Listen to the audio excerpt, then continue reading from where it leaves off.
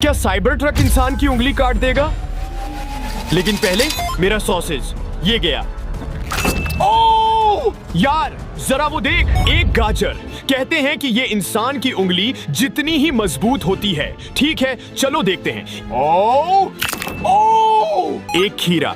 ये अब तक का हमारा सबसे मोटा वाला है। चलो फिर। ओह, कोक का कैन।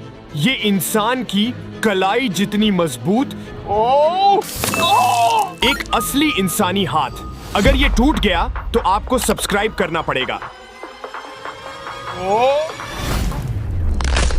ओह, निकल नहीं रहा। इसे खोलो। लगता है उंगलियां तो गई।